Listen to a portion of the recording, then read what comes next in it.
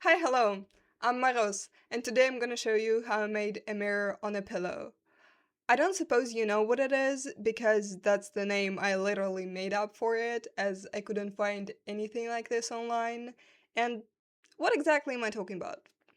Here it is. It is a small pillow with a picture on the one side and a mirror on the other side. I had no idea that such an object even exists until like last December when my dad got it as a present from like one of his old friends. And I couldn't really find an area it belongs to. I mean, the art was made in 1923 by Alberto Vargas. I found it from Google search, and the clothes and the lack thereof kind of consistent with the time period. As for the mirror on the pillow, I have no idea where the concept came from, but I could see it originating somewhere around like the same time in the era of modern, which includes Art Nouveau and Art Deco. Also, there is a lot of glue, so yeah, definitely it's 20th century. Anyway, I was really fascinated by the concept of a mirror on a pillow. Again, I've never seen anything like this. I didn't find anything like this online. Maybe I'm a bad researcher, but again, it looked pretty original to me. And also, I thought that would make a great birthday present for my friend. That was kind of the main motivation of this whole ordeal. Also, it looked pretty easy to make, to be honest, and I could drastically improve the craftsmanship level of it. I mean, like, there is a lot of glue. That's all I'm gonna say. And I knew that I could do this without glue. And, have I ever done this before? No, but do I believe in myself? Hell yeah. Of course I believe in myself.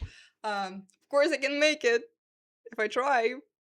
So, how did I do it? First, I had to find a mirror. This is important as it determines the size of your pillow, and I went with 15 centimeter circular mirror. I don't have it on hand, but I do have a mock-up. You don't have to choose like a circular mirror. You can go with any shape or size, but be aware of the changes that you will have to make as you go. Now to make the base. As you can see, the original is made out of two parts, two pillows with a cardboard base. I assume it's cardboard because wood would be too heavy for such a thing. And those cardboards, they act as support for the mirror's weight, so you cannot do it without them. Believe me, I thought about it. But you can't. They're essential. Also, you have to use a very thick and sturdy cardboard. For the love of God, no honeycomb cardboard.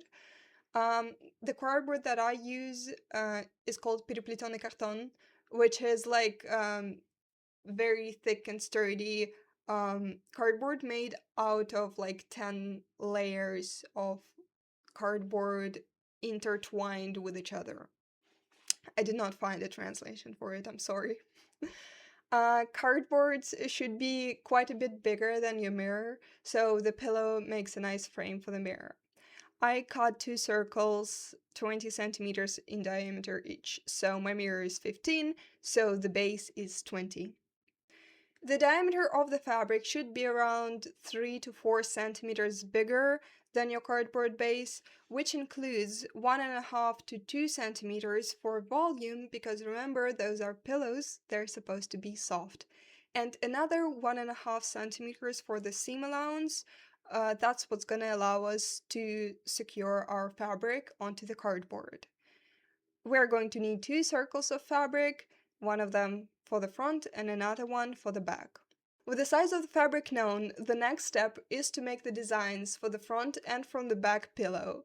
That will be the size of your cardboard base plus 1.5 to 2 centimeters for volume, so the size of the design in my case comes up to 22 centimeters. And that's where the first improvement in craftsmanship comes in. Instead of gluing paper onto the fabric, which I honestly think is barbaric, I'm going to paint directly onto the fabric. But it is not a necessary step for you if you want to make such thing for yourself, because in my opinion, this part of the process is the most creative one, as you can do like so much with it. You can do a textile collage, you can do beading, you can do embroidery with ribbons, just embroidery with, I don't know, like a thread. You can do decorative stitching. And if you don't want to do that, which I totally respect, you can just find a piece of fabric with a print that you like or a pattern that you like and use that. So, like, skip the entire step, but it's still gonna look amazing, at least in my case. I am fascinated by the concept of a mirror on the pillow, so I mean, I think it's gonna look great anyways.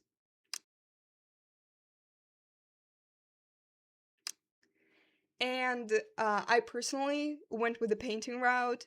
So first I made a sketch on paper, again, 22 centimeters, and then I transferred it onto the fabric with the help of a good old window.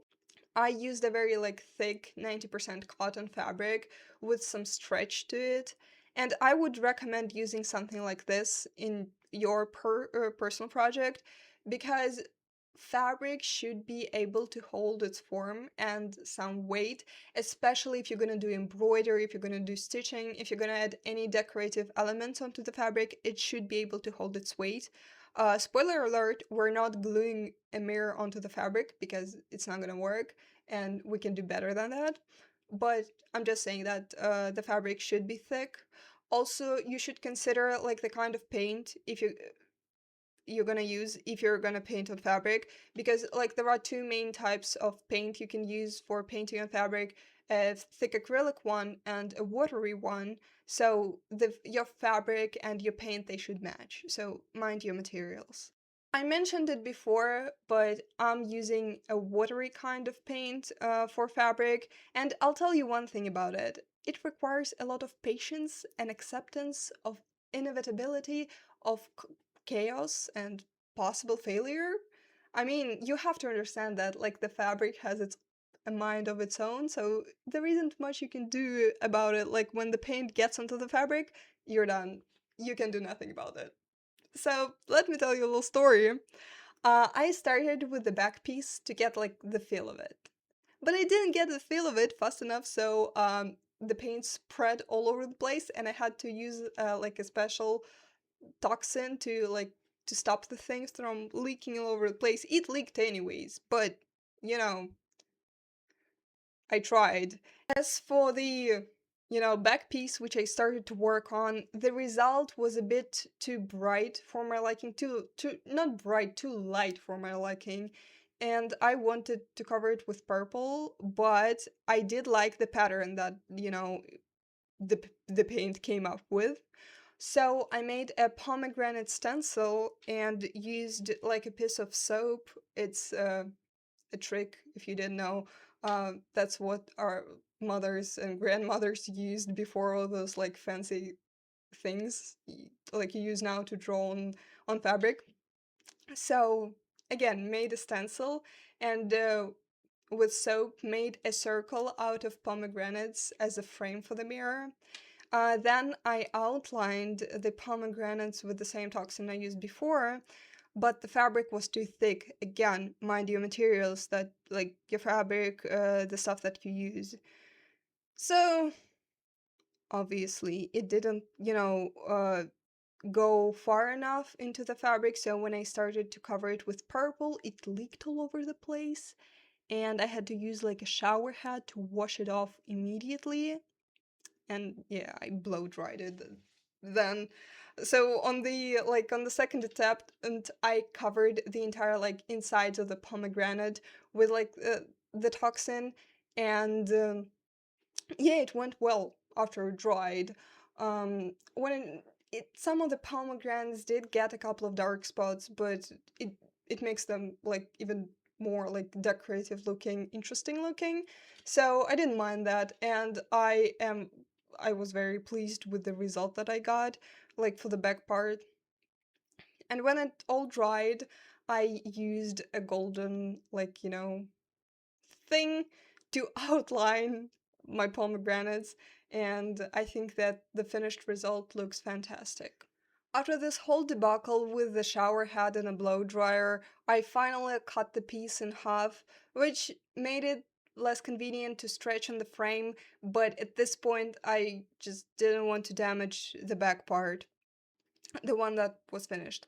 And then I moved on to the front part, and it was more challenging than the back, of course, because I mean, the design is more complicated there. And the first thing that I did was outline the outline of the thing with the colorless gutta, or reserve, resist. I have no idea. I did not find the definitive answer in English, but it basically covers the area which should not be covered by paint. I'm gonna stop my story right there and tell you, please use protection when you use toxic materials. As you can see in the video, I'm using a mask. And please remember to use a mask because your neurons are dying and you're not gonna get them back from sniffing all of that stuff. The art may be good, but the brain will be bad, so wear protection. I started with the green leaves and that added some yellow elements, and of course they did leak a little bit, but again, mind your materials, the toxin that I'm using is not made for this fabric, the fabric is a bit too thick for it, but generally everything was fine until I decided to use salt to create a pomegranate plant pattern onto pomegranates. That's a legit technique, by the way. It's used in like painting on fabric and watercolor. But, when I started sprinkling salt on it, I noticed that there wasn't enough water for it to work. So I had a genius idea to sprinkle some water in it because, of course, I'm fucking stupid. And, when the water was introduced, everything started leaking. And everything leaked all over the place, even the parts that dried. And you know what I did? I decided to embrace it. And I started painting. Well, the whole thing was fucking wet. And you know what happened? Naturally, it leaked all over the place, and then I decided to do a dark purple border around it because, of course, everything is wet. Let's add some dark purple, which is definitely not gonna do any damage to everything you've painted before. Yeah. But then I came to my senses and waited for everything to dry and applied the golden outline that I again used in the back already and proved to myself once again that that material is not that good and I am definitely that bad. I really didn't like the result, so after much deliberation and molding to my friends and family about it, I decided to cover the entirety of the background in purple. Is it what I originally intended to do? Well, not really, but did it work? Hell yes, so I saved the day again after completely fucking myself over a couple of hours before. That's great. And remember, there is no rage bait as good as the one that you inflict on yourself. Okay, with the painting done, I can finally leave some of my most triggering memories behind. At least for now. The paint needs 24 hours to dry. It may be different for yours, so check your box. And in the meantime, I pleated some lace. I was making simple box pleats because that's how they look to me in the original. I think you can do any type of pleating in general. It's just how you like it. And during the pleating process, I honestly felt like a fairy. It was genuinely the most enjoyable part of the process for me. I don't think I felt so calm in a very long time. I really like pleating lace now.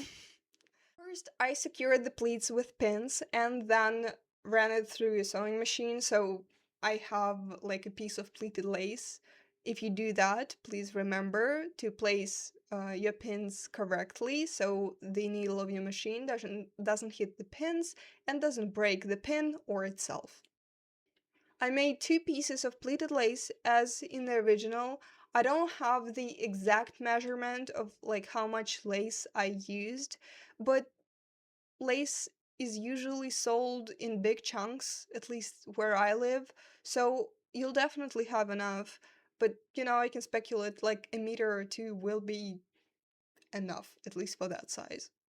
After 24 hours, I ironed my painted fabric to secure the paint. Again, check your box or like a tube, there are usually instructions. And da da da da da dum! It was finally time to make pillows, goddammit!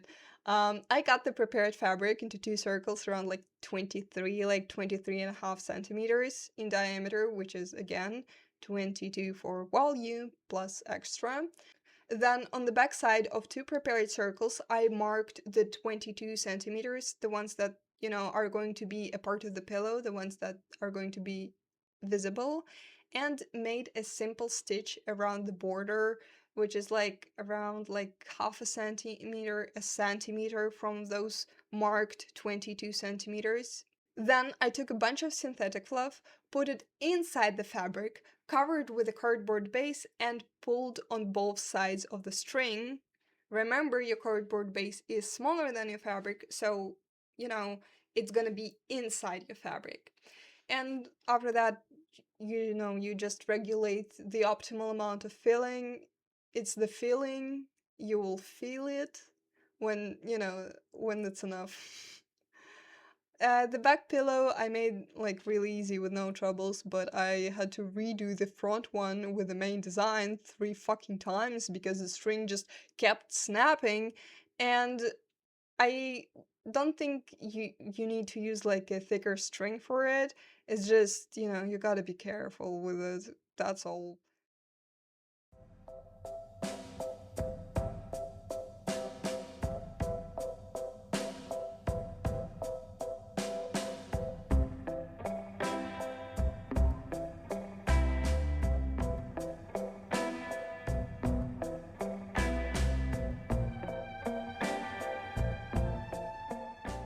But despite all of the string snapping, I have two pillows. And now I make small cuts to the folds of the fabric to make them as flat as possible, because remember, we are going to be connecting two pillows and we need this fabric as flat as possible. When doing this, please try to avoid cutting too close to the edge, and obviously avoid cutting the string, because then you'll have to redo it, and it's not going to be as easy to redo when some of the fabric is already cut. After that, I fold the extra, pieces of fabric, apply glue, glue the fabric to the cardboard, and cut the excess fabric, again to try to make the edges of the pillows as flat as possible. In this case, I used a special fabric glue. Not, it's not much special about it, it's just like a glue for fabric, and I recommend using, glue for things that like they're meant to. It's just going to adhere to each other better. Okay, now we have two pillows, but one of them is supposed to have a mirror. That's where the second improvement in craftsmanship comes in. As you can see, the original mirror on the pillow has the mirror glued to the fabric. But it's not very nice, is it? Plus, the mirror that I'm using has some weight to it, so the fabric just won't hold. And that's where my father came out with a solution, and it's gonna blow your mind. First, I placed a mirror on the back pillow and did some satanic ritual by the looks of it. Basically, I marked the size of the mirror and tried to do some coordinates there, and then I cut the marked area into the triangles. The diameter of the cut area was 14 centimeters, which is 1 centimeter smaller than a mirror. Then carefully I removed the extra synthetic fluff and stuffed the remaining one under the frame to get a pretty border for the mirror. Then I glued the fabric triangles to the cardboard and added another piece of cardboard as the base of the mirror. This time I used corrugated cardboard and glued it to the base with construction adhesive for extra strength. You don't technically have to add like extra cardboard here, but if you don't, like the pillow frame for the mirror is going to be extra flat. So, I mean, it's your choice. After the lace is sewn, I measured it by placing it on the back of the pillows, cut it to the required length, and carefully sewn the ends together to create circles. Then I glued the circles onto the backside of the pillows. While the glue was drying, I made a little tag with my friend's name, my signature, and date. Also, I made a hanging loop. I have no idea how else to call it, but that's basically this thing, which is another improvement from the original because I used natural garnet beads. Gold beads, not real gold, but they look like gold beads with tiny crystals, and I put all of that on a thick string. But I would recommend using like something thicker because it's not necessarily I don't trust the string, but I would have trusted it more if it was thicker. Then I tied a knot and wrapped the string around a thin piece of cardboard, then added a couple of connection points on the bases, glued the tag, wrote a secret never to be seen message, and finally glued two pieces together. Yes, I did it. But there are still more things to do if you can believe it. The first one is our fourth and last improvement in craftsmanship, which is a hidden stitch. Even with two parts glued together, you can see the connection point, especially on this one, because yeah, it is old, but still, you could see the connection point. So to get rid of that, I did a special stitch to connect the two parts. It's called, I think, the hidden stitch. And it took me a couple of hours, honestly, and I hurt my fingers a lot. It was very painful process, mentally and physically, honestly. But in return, the thing looks as amazing and as professional as it possibly can. And with that, it's finally time to add the mirror. Yeah, I know, everybody has been waiting for it, as well as I did while I was working for this project. And for clarity, I left it for last because it is a very easy to damage object, and with all the twisting and turning, I just couldn't guarantee its safety. So, final step, I put the construction adhesive onto the cardboard, and it is very important that you use construction adhesive for the mirrors specifically, otherwise the back side of the mirror will be damaged and the mirror will not work properly.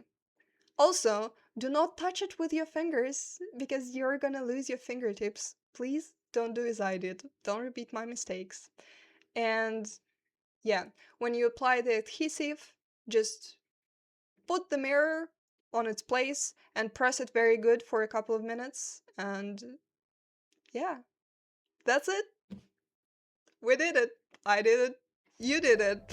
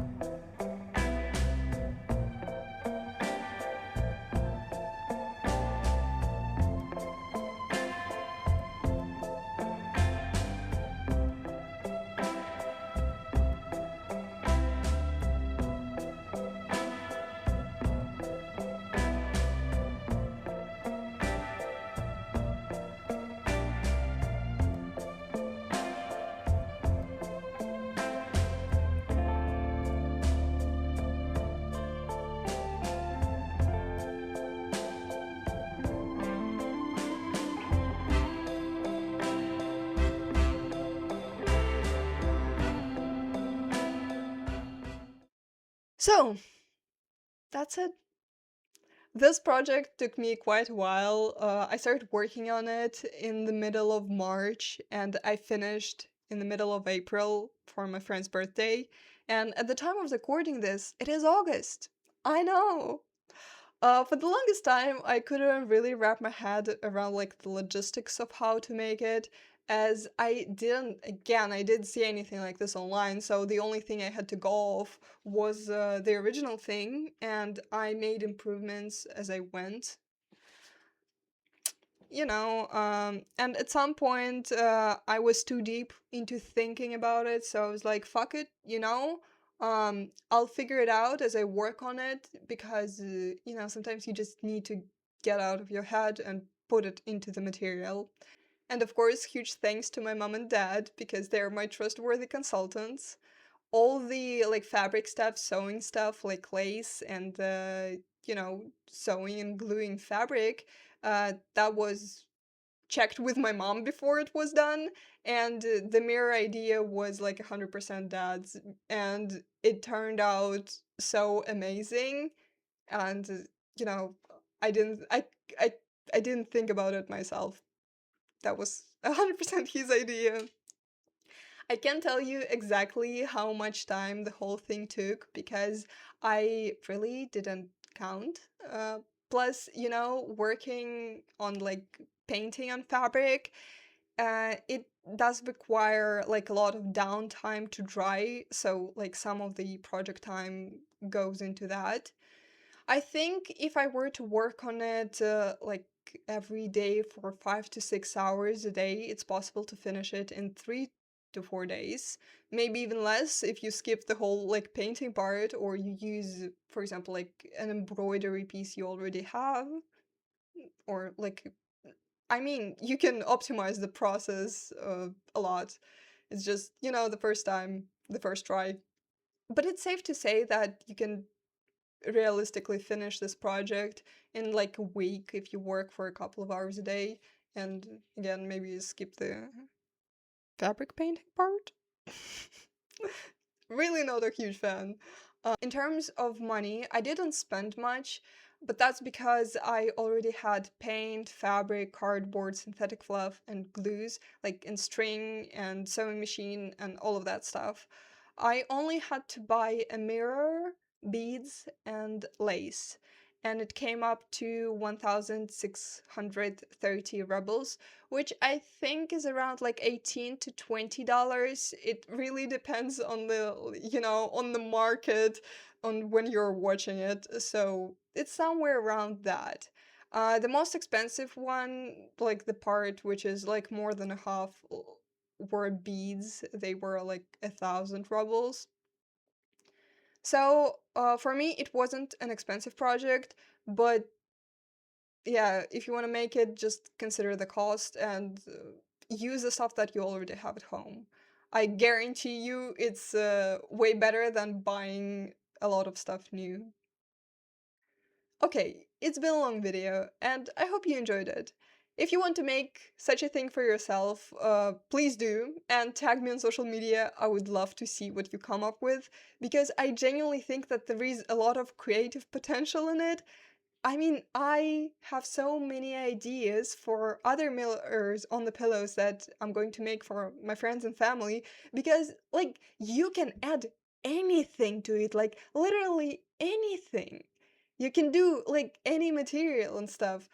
It is so fascinating, so please, please, please, please, if you do, tag me. I would love to see what you come up with. In addition, I really want to get through the idea that if you see something and you want to make something, make it. It's not that difficult. It may look difficult, it can be difficult, but as soon as you start working on it, you're gonna see the path. And if you lose it at some point, listen, you'll find it again. Don't worry, just make it. And I generally think that people should make more stuff themselves instead of buying it if, they have an opportunity, because it's good for your soul, it's good for your brain, for, your motor function and stuff. And it's generally very nice. The process of making something, of getting a result, it is amazing. Make presents for yourself and, of course, for your loved ones, because those presents they're gonna love. I guarantee you. Well, at least the girl, my dear friend to whom I sent this mirror, she loved it, and again, she'd never seen something like this before. So, originality. And with that, thank you so much for watching. I hope you enjoyed the video, and I'll see you next time. Goodbye.